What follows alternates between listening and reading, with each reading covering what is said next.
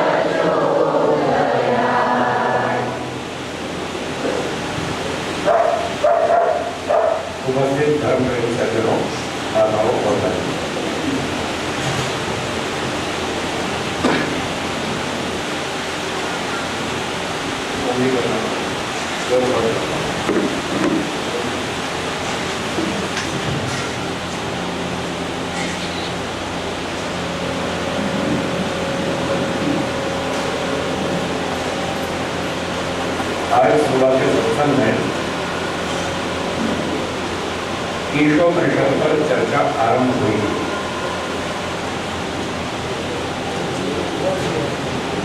ईशोपनिषद का पहला मंत्र आरंभ किया गया था।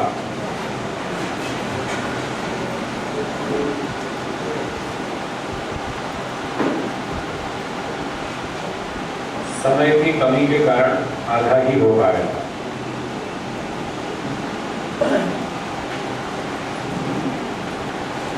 उसी को और आगे बढ़ाएंगे। मंत्र एक बार फिर से बोलेंगे, आप मेरे पीछे पीछे थोड़ा थोड़ा दोहराइए। ओम ईशा वास्यमिदं सर्वं यत्किंच जगत्यां जगत् तेन यत्तेन भुञ्जीहा माद्रिह कस्य स्वित् धनम्। ये पहला मंत्र है ईशोपनिषद का। तो सुबह मैंने निवेदन किया था कि वेदों में, उपनिषदों में, दर्शन शास्त्रों में 3 वस्तुएं अनादि स्वीकार की गई है।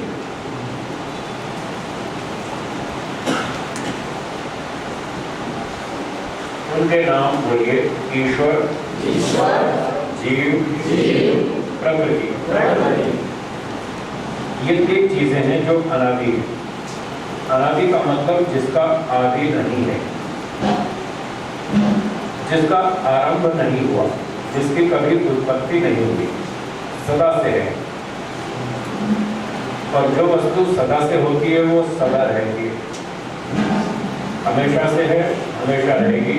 जो चीज बनती है वो टूटती है, जो बनती नहीं वो टूटती भी नहीं।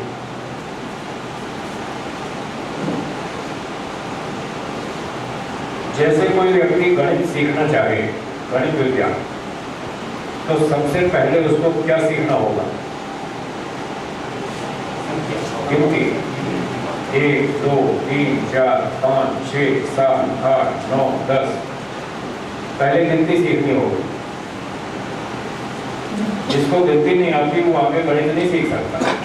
जमा करना, घटा करना, गुणा करना, भाग करना, आगे कुछ नहीं सीख सकता। सबसे पहला पार्ट है गिनती।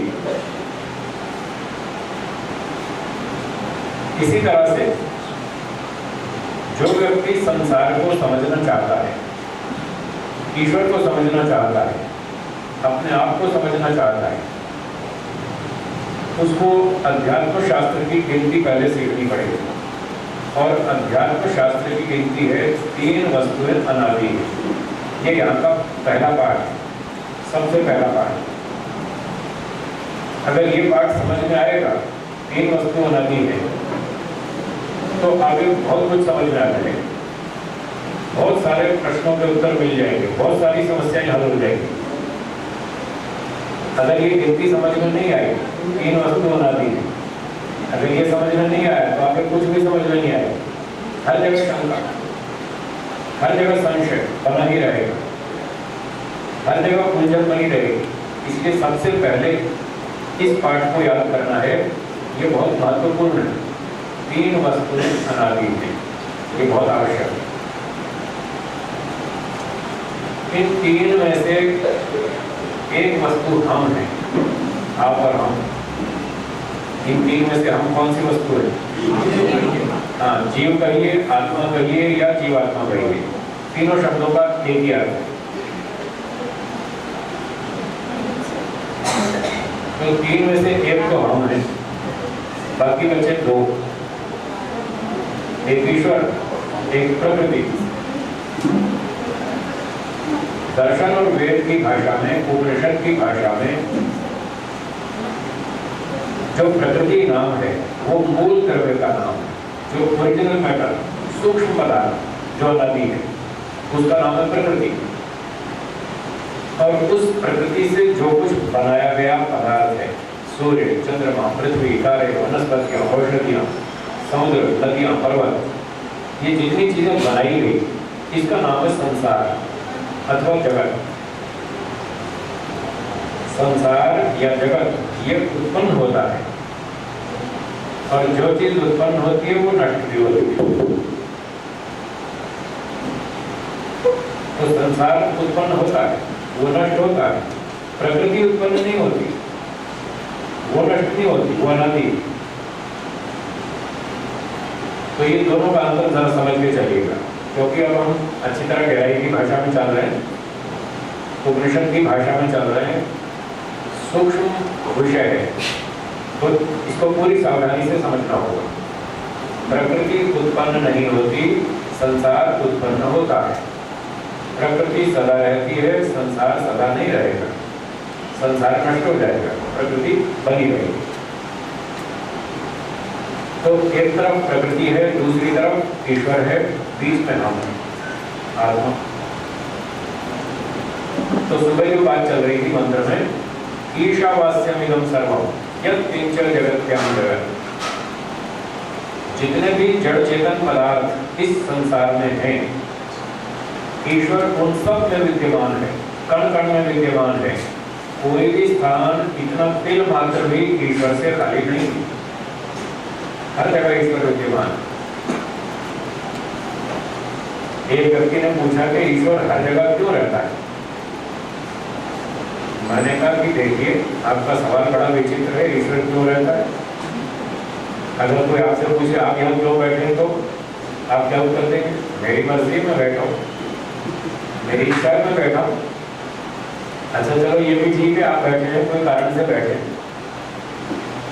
अगर कोई आपसे ये पूछ ले कि आप हैं, आपका अस्तित्व है, तो आप क्या कहेंगे? हाँ या ना? हाँ। और कोई आपसे ये पूछ ले आप क्यों हैं, बोलिए क्या जवाब? ये कोई सवाल हुआ? आप क्यों हैं? अरे है तो है ना, हम स्वभाव से हैं। एक सिद्धांत, दर्शन वेद उपनिषद का सिद्धांत, बोलिए मेरे साथ। जो किसी वस्तु का स्वभाव होता है, उस पर क्यों का प्रश्न अनुचित है। ये सिद्धांत याद कर लीजिए। जो किसी वस्तु का स्वभाव होता है, स्वभाव के बारे में क्यों का सवाल उठाना गलत। अग्नि गर्म होती है, ठंडी गर्म होती है, तो गर्मी जो है ये अग्नि का स्वभाव है। और कोई पूछे कि अग्नि गर्म क्यों होती है, ये क्या मतलब? ये कोई सवाल है कि वो क्यों होती? बस उसका स्वभाव है। गर्म है, स्वभाव से गर्म होती है, तो गर्म ही माननी चाहिए, जैसी है वैसी मानो, वैसी स्वीकार करो। पानी ठंडा होता है, अग्नि गर्म होती है, पत्थर कठोर होता है, उनका स्वभाव। तो जो जिस वस्तु का स्वभाव है वो वैसा ही रहता है, उसको हम बदल नहीं सकते, और उस पर क्यों का प्रश्न करना अनुचित, गलत। अब प्रश्न ये था कि ईशावास्यमिदं सर्वं, ईश्वर सब वस्तुओं में विद्यमान है, कण कण में व्यापक है, सब जगह उपस्थित है। तो किसी ने पूछा कि वो क्यों है, तो उसका उत्तर भी वही है कि उसका स्वभाव। अब स्वभाव को हम बदल नहीं सकते, जैसा है सो है, वैसा ही हमें स्वीकार करना चाहिए। जो वस्तु जैसी है उसको वैसा ही स्वीकार करें, ये बुद्धिमत्ता है। और आपकी तोड़ मोड़ करने से वो कोई बदलने वाला भी नहीं है। आप उसको मत मानिए, नुकसान तो आपको होगा। अग्नि गर्म है, आप उसको गर्म मत मानिए, नुकसान तो आपको होगा, हाथ जलेगा। तो इसलिए बुद्धिमत्ता इस बात में है कि जो वस्तु जैसी हो उसको वैसा ही स्वीकार किया जाए, वैसा ही प्रमाणों से उसको समझा जाए, और वैसा समझकर वैसा उससे लाभ उठाया जाए।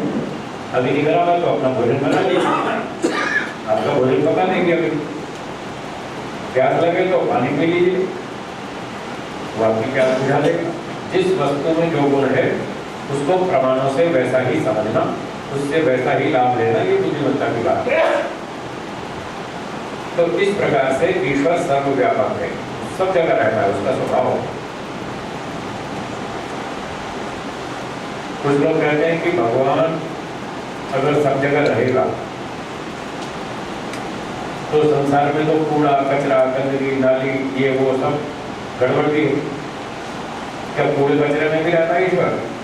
क्या सीवर के गंदे पानी में भी रहता है? हमने कहा बिल्कुल रहता है। बोले वहां तो गंदा हो जाएगा, अगर वहां रहेगा तो अशुद्ध हो जाएगा।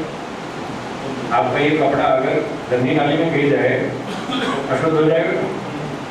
तो ईश्वर जब वहां रहेगा तो वो अशुद्ध क्यों नहीं होगा? वो भी तो अशुद्ध हो जाएगा। ऐसा लोग सोचते हैं, पूछते भी।